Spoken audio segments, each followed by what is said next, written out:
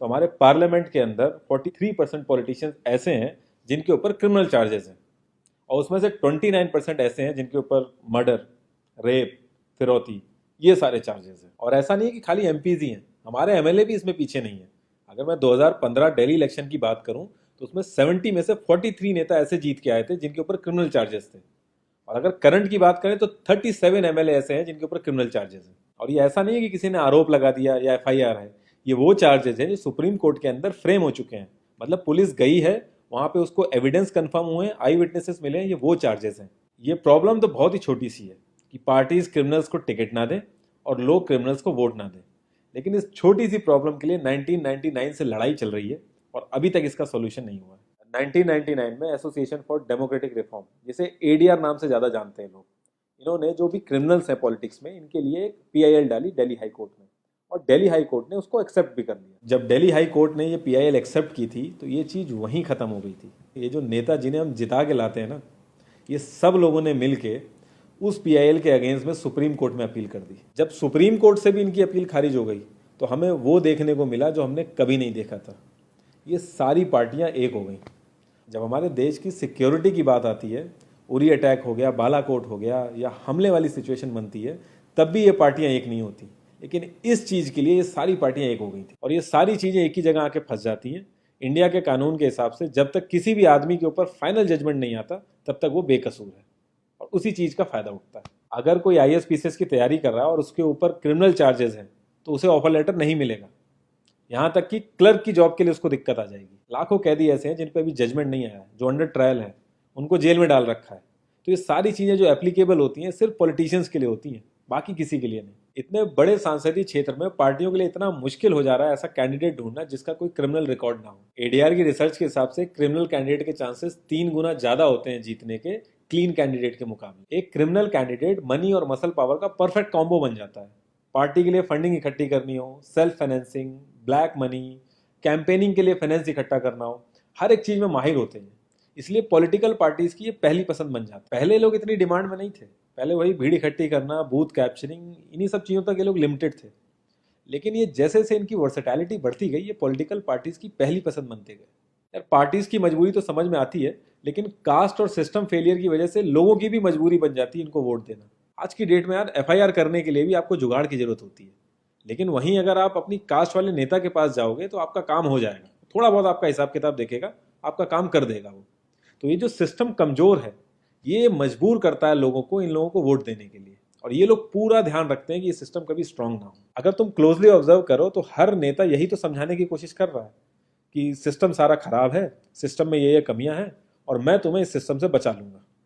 और गरीबों के हक के लिए लड़ते लड़ते लड़ते वो खुद अमीर हो जाता है। यार जीतने का एक सुपर हिट फॉर्मूला है, एक एरिया डिसाइड करो, उस एरिया की कास्ट कैलकुलेशन कर लो, जो कास्ट मेजोरिटी में है उसका रॉबिन हुड टाइप या एक बाहुबली टाइप एक नेता खड़ा कर दो। जो सिस्टम काम नहीं कर पा रहा है वो काम तुम करने लगो, लोग तुम्हें वोट देने लगेंगे। इन केस अगर कोई ज़्यादा होशियार बन रहा है या लोगों में ज़्यादा समझ आ गई है तो एक छोटा सा दंगा करा दो, लोगों की मजबूरी बन जाएगा तुम्हें वोट करना। Centre for media studies CMS, इसके हिसाब से लास्ट लोकसभा जो 2019 का था उसमें 50,000 करोड़ से भी ज़्यादा पैसा इन्वॉल्व था। पूरे वर्ल्ड में इंडिया सबसे ज़्यादा पैसा खर्च करता है इलेक्शन में, यूएसए से भी ज़्यादा। तो यार तुम्हें क्या लगता है, इतना पैसा खर्च करके कोई जब आएगा तो वो रिटर्न ऑफ इन्वेस्टमेंट नहीं देखेगा? ऐसे ये सारी पार्टीज आपस में कितना लड़ती रहती हैं, कितने वैचारिक मतभेद हैं इनके आपस में, लेकिन जब भी ट्रांसपेरेंसी इन पार्टी फंडिंग की बात आती है ये सब लोग एक जैसा राग अलापते हैं। ये लोग कभी भी पार्टी फंडिंग में ट्रांसपेरेंसी आने ही नहीं देंगे। एक बार जब ये लोग पावर में आते हैं ना तो पूरा का पूरा सिस्टम इनके हिसाब से चलता है, और जो पुलिस वाले इनके हिसाब से नहीं चलते ना उनका ट्रांसफर हो जाता है। 144 पुलिस ऑफिसर्स 1 लाख लोगों की सिक्योरिटी देख रहे हैं, और जब हमारे नेताओं की बात आती है तो 47,000 पुलिस वाले 14,842 नेताओं को सिक्योरिटी दे रहे हैं। अब बाहुबलियों को क्या जरूरत है सिक्योरिटी की? कभी किसी क्रिमिनल को देखा है जिसके आगे पीछे आईएएस पीसीएस पुलिस वाले जी हजूरी कर रहे होते हैं? बहुत ही वर्स्ट सीन होता है वो। हर साल रिपोर्ट्स आती हैं कि 75% से भी ज्यादा लोगों को पुलिस पे भरोसा ही नहीं है।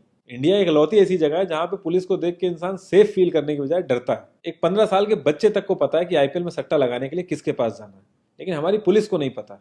और ये सारा सिस्टम, ये जो वीक सिस्टम है, हमारे नेताओं को बहुत सूट करता है, क्योंकि जिस दिन ये स्ट्रांग हो गया तो इन सब की दुकानें बंद हो जाएंगी। इंडिया की 65% आबादी 35 की एज से नीचे है, जो हमारा लोकसभा है उसकी एवरेज एज है 54 और राज्यसभा की एज 63.5 है। एक दो केस अगर छोड़ दें तो आम आदमी के लिए पॉलिटिक्स में घुसने का रास्ता नहीं है। अगर आप गूगल पे सर्च करोगे ना टॉप 10 यंग पॉलिटिशियंस, तो एक भी नाम उसमें ऐसा नहीं होगा जिसका कोई फैमिली से पॉलिटिकल कनेक्शन ना हो। आज़ादी के बाद से 0.5% से भी कम पॉलिटिशियंस ने अपने बच्चों को आर्मी में भेजा है। वहां नहीं भेजते ये लोग। हम लोग इनसे मैनिफेस्टो में डिमांड ही कहाँ करते हैं। हम तो बस रिलीजियस मुद्दे देखते हैं मैनिफेस्टो में और खुश हो जाते हैं। इंडिया ने ब्रिटिश पार्लियामेंट्री सिस्टम अडेप्ट किया और उसमें एक बहुत ही इंपॉर्टेंट चीज़ है शेडो कैबिनेट, वो हमने छोड़ दी। इसके बारे में बहुत ही कम लोगों को पता है और ये लोग हमें पता लगने भी नहीं देते। तो इसमें होता यह है कि अगर मैं फाइनेंस मिनिस्ट्री का ही एग्जाम्पल लूँ तो जो भी रूलिंग पार्टी का फाइनेंस मिनिस्टर है उसके पैरेलली एक ऑपोजिशन का भी फाइनेंस मिनिस्टर असाइन हो जाएगा और जो रूलिंग पार्टी का फाइनेंस मिनिस्टर है उसकी एक्टिविटीज़ को ऑपोजिशन का फाइनेंस मिनिस्टर लोगों तक पहुंचाएगा। और इसी तरीके से हर डिपार्टमेंट में होता है और लोगों के लिए बड़ा बेनिफिशियल रहता है ये। क्योंकि छोटे से छोटे काम के लिए हमारे इंडिया में बहुत सारी मिनिस्ट्री इन्वॉल्व रहती हैं, तो एक्चुअल में किस नेता की गलती है पता ही नहीं चल पाता है। इस तरीके के बहुत सारे कॉन्सेप्ट हैं जो हम लोगों को पार्टी से मैनिफेस्टो में डिमांड करने चाहिए, क्योंकि हम लोग तो हमेशा मंदिरों और मस्जिदों के लिए ही लड़ते हैं। ये सारी चीज़ें एकदम से तो सही हो नहीं जाएंगी, लेकिन एक चीज़ हमारे हाथ में है कि यार हम कम से कम किसी क्रिमिनल को तो वोट ना दें। और ऐसा तो होता नहीं कि सारे के सारे लाइन से क्रिमिनल ही खड़े हो जाते हैं। हमें बस इतना करना है कि जो भी कैंडिडेट क्रिमिनल है हमें बस उसे वोट नहीं देना है, भले ही वो हमारी फेवरेट पार्टी का हो, भले ही वो हमारी कास्ट का हो। बस एक दो बार हमें ऐसे करना, फिर इन लोगों को टिकट ही मिलना बंद हो जाएगा पार्टियों से। जितनी रिसर्च हम अपना मोबाइल फोन खरीदने में करते हैं ना, उसकी 10% रिसर्च भी अगर हमने अपने कैंडिडेट के बारे में कर ली तो ये क्रिमिनल जितने भी हैं पार्लियामेंट में नहीं दिखेंगे, ये वहीं दिखेंगे जहां इनको होना चाहिए। लास्ट में एक ही क्वेश्चन पे मैं इस कॉन्वर्सेशन को एंड करूंगा कि पॉलिटिक्स अगर समाज सेवा है तो सैलरी क्यों, और अगर नौकरी है तो एग्जाम और क्वालिफिकेशन क्यों नहीं।